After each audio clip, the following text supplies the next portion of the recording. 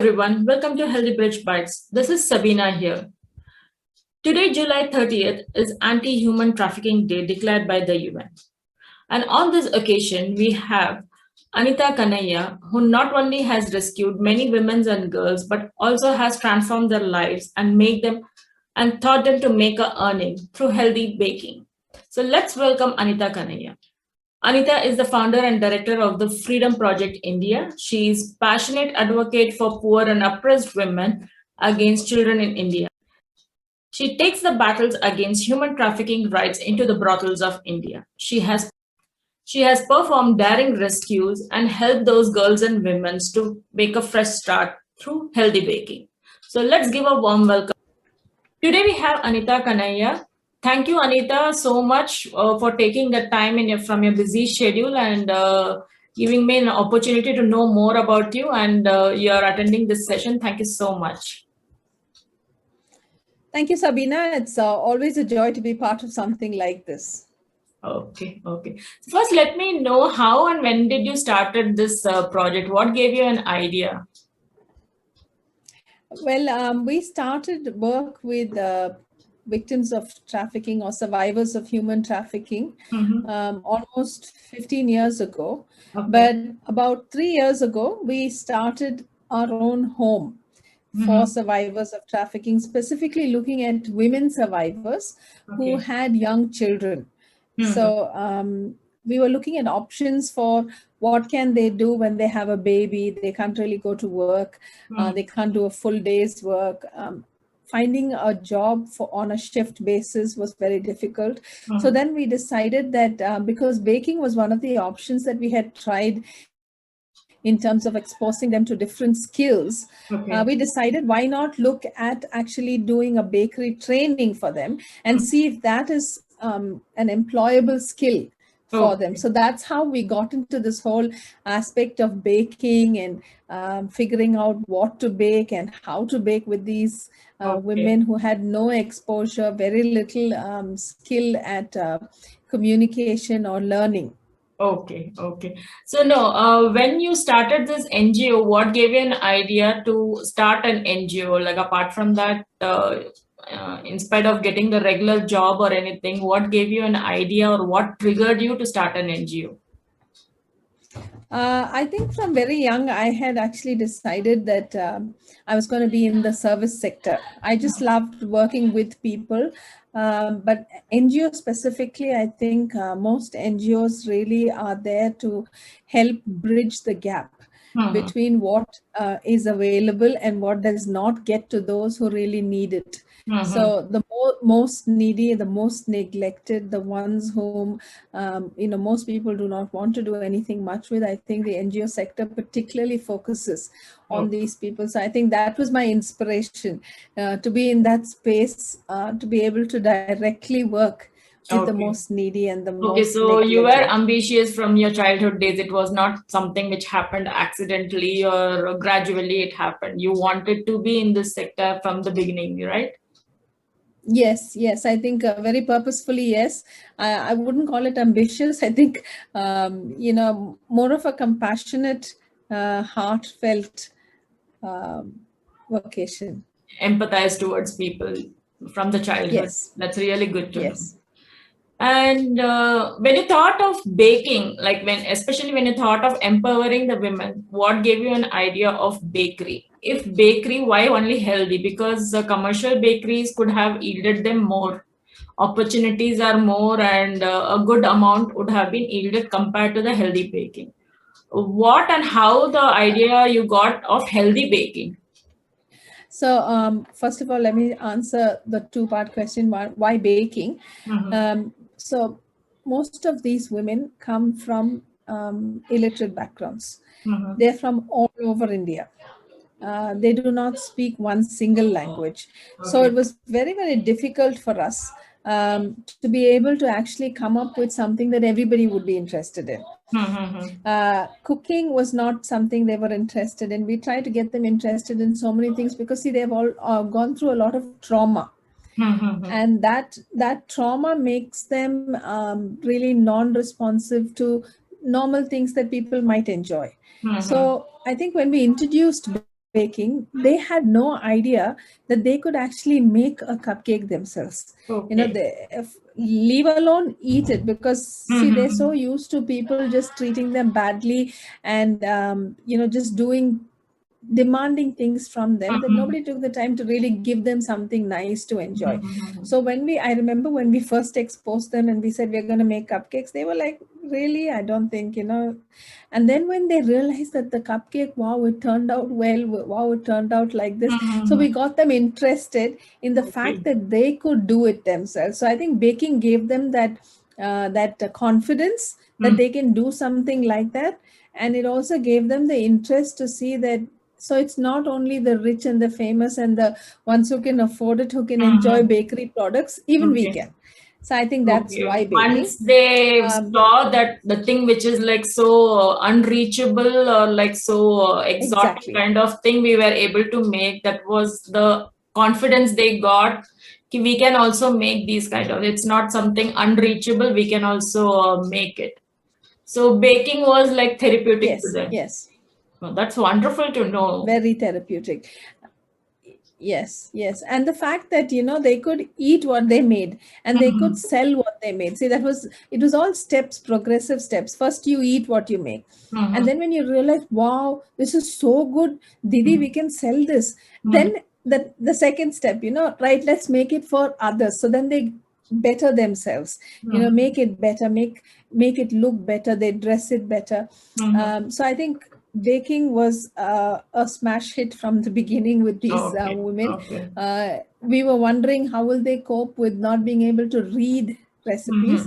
So we visualized everything for them. So we ran our own bakery training program for the women. We visualized everything for them, made it simple, showed them how to memorize, measure spoons and what they looked like, and measuring quantities. So they don't have the basic education also, right? To write in their own native language or anything. So they have been brought. Some of them can manage. Okay. So they have been brought at a very young age to the brothels and all those things, or they have been kidnapped for begging and all those stuff.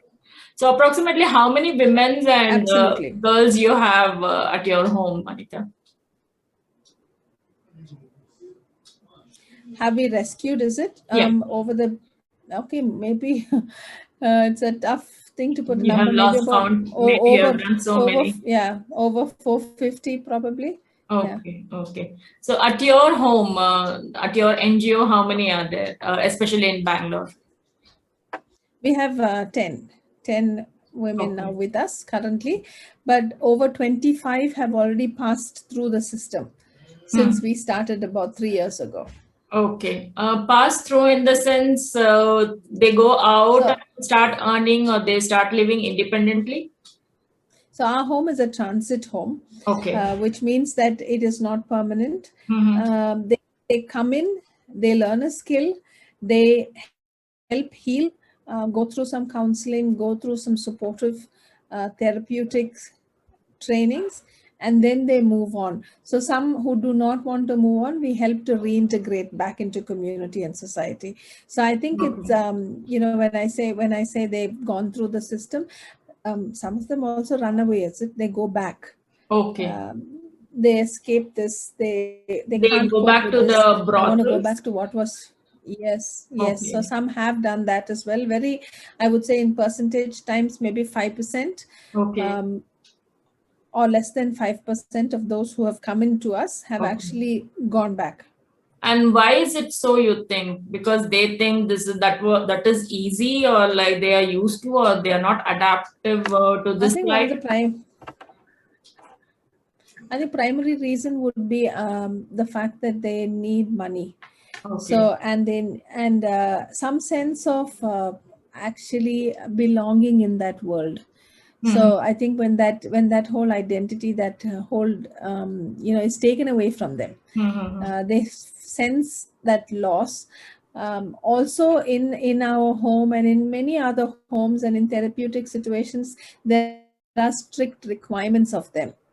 And I think they find that difficult, having been through some very recent trauma, to actually adjust to things which are required of them.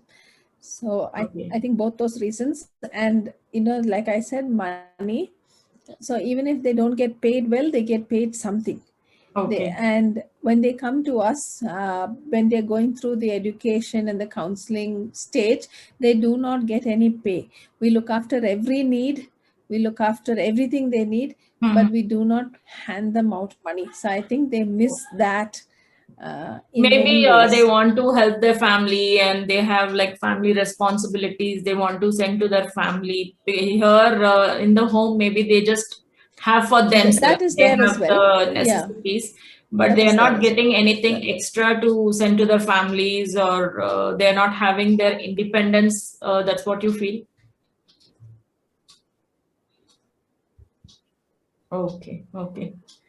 So the people, those are there. So the women who have come to us actually do not have families. Okay, that's surprising. No, in some cases, the dad or the husband or the brother, they push into this thing, right, to earn money.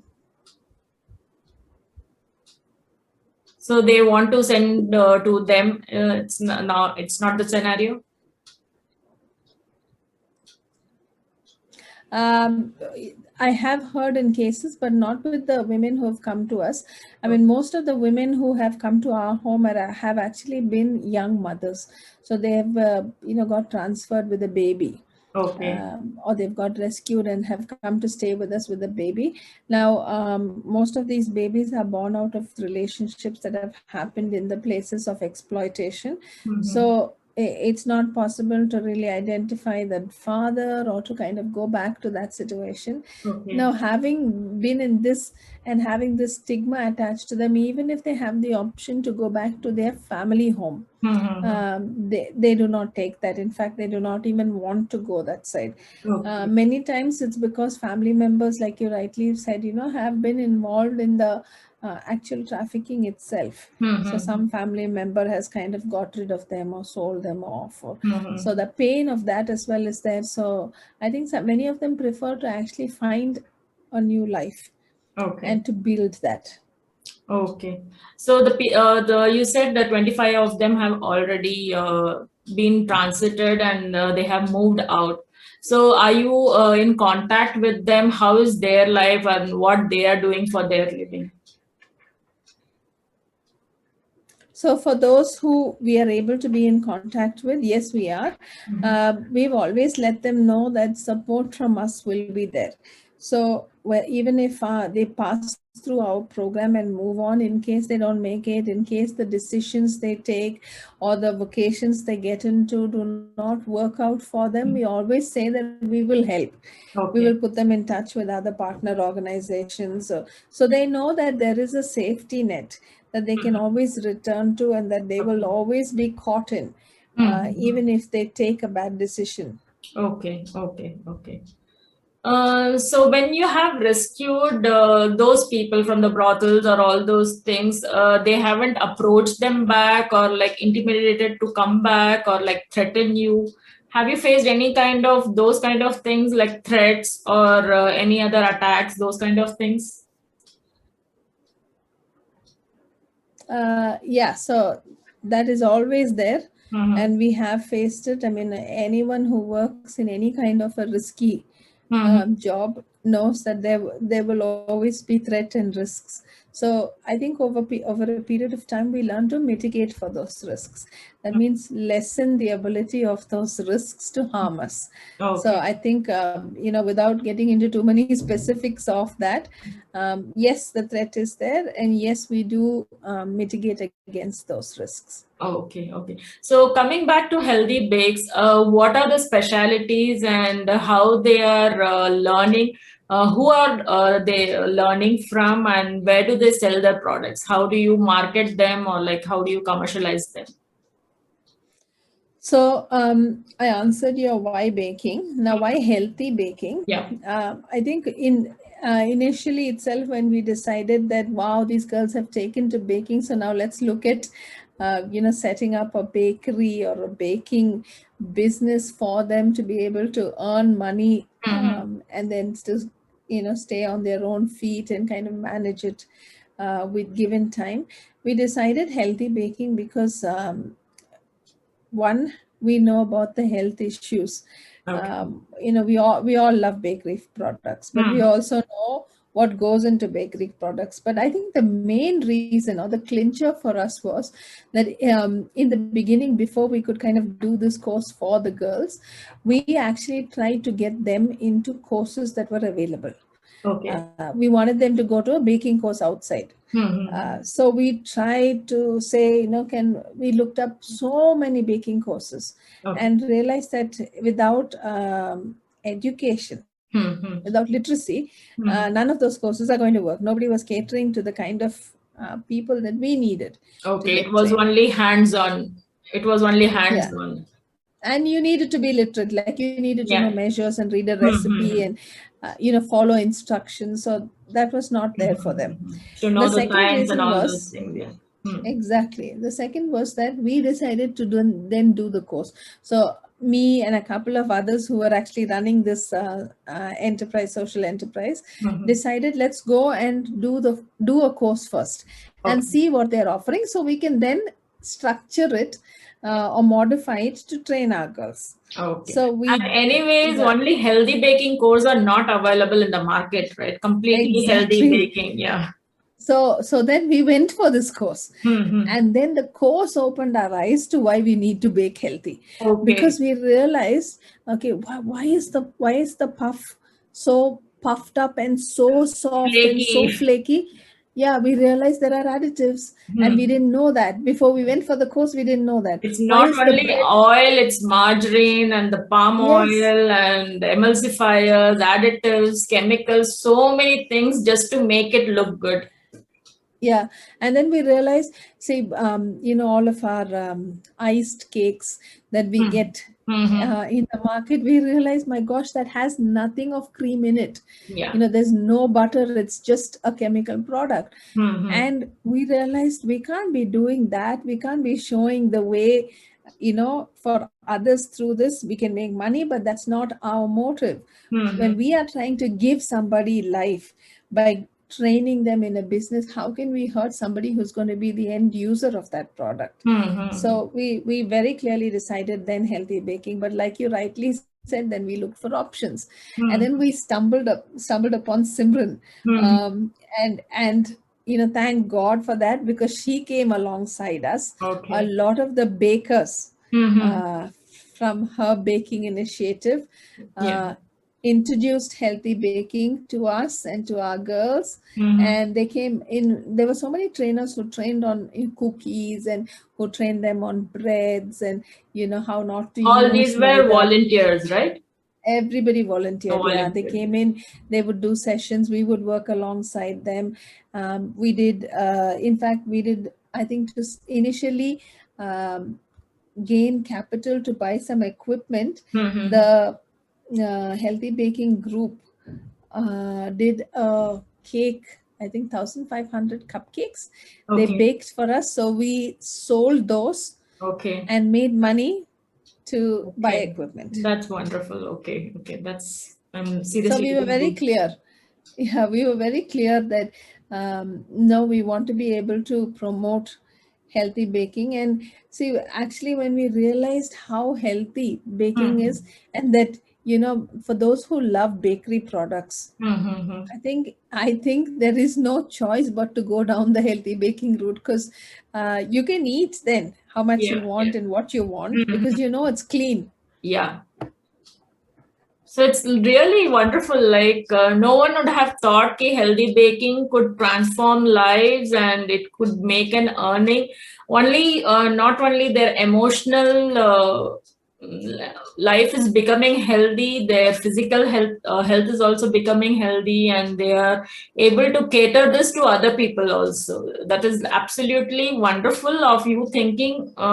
Maybe because there are so many options, right? When I came to know, okay, they are doing healthy baking, first thing I came was obviously, as you said, they will be requiring money, and you said they have small kids, so they require money at this stage. And this is something people are not very familiar or not very used to, because they have to place an order. Bakeries are very easy. You just go, if you want a bread, you go buy it and come in. But if with a healthy baking thing, you have to place an order, wait, and take it, and all those things. This is absolutely wonderful and might be an eye opener to many people, I guess. So, where do you market your products? How do you sell them? So initially, when we started baking and everything, I started just sending it through WhatsApp, just pictures to friends and to people I knew in the marketplace, and so we started getting our orders like that, really through acquaintances. And then I knew someone who was running a chain of schools, and we sent our brochures across to say, listen, this is wouldn't your kids be so much more healthier if they could eat a chocolate cupcake which is made with wheat flour and which has no refined sugar, no refined flour, yes, no additives, no preservatives. The list goes on and on. Exactly. And then we also came up with, so our first range of products was really mini cupcakes. Okay. And we had such a good range, even my mouth would water just thinking of what's inside. So we had, I know, a lemon coconut cupcake. We have carrot, walnut, date, and coconut cupcakes. So, we said, this is wonderful, like especially in schools, like obviously big schools have canteens, and we come out of the class, we learn about healthy eating and carbs, proteins, and all those things. Once we step out of the class, the things available is unhealthy. We can't blame the kids. So this is like really wonderful if schools can have canteens like this, which have only healthy products, no matter only for baking or whatever, only healthy products. So the kids also have an idea what the school is preaching and what it is giving is the same. They don't have the option. Obviously, at home, parents are trying to give healthy. If their source of getting junk food or unhealthy food is limited, they don't have a way but to go to a healthier option. That is absolutely wonderful. Now the schools are closed down, but again, if once things get back into normal, personally, I would go to my kids' school and recommend to you that there are like healthier options, and you can give it in your canteen. You can place it in your canteen. This is like really a wonderful thought. And it's not only making healthy, it's completely not commercial. It is with the cost for the girls there. And you're taking care of the end users also, consumers also. That is like really wonderful, because usually we just see, okay, they are the victims, they should be taken care. But you're taking care of both the parties, the producer and the consumer, which is like really wonderful. And which is, I was like behind you to take this interview. I really liked the concept when I kept asking you, right, why healthy baking, why not commercial? So this is like really wonderful. I'm like so glad you made it today. So this is very awesome. So before ending, I just wanted to know, are there any memories while rescuing and through the healthy baking part?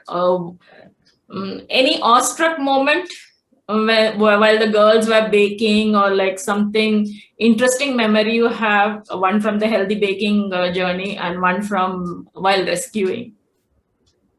So yeah, we do have lots of memories, I think, but I think ones that really stand out are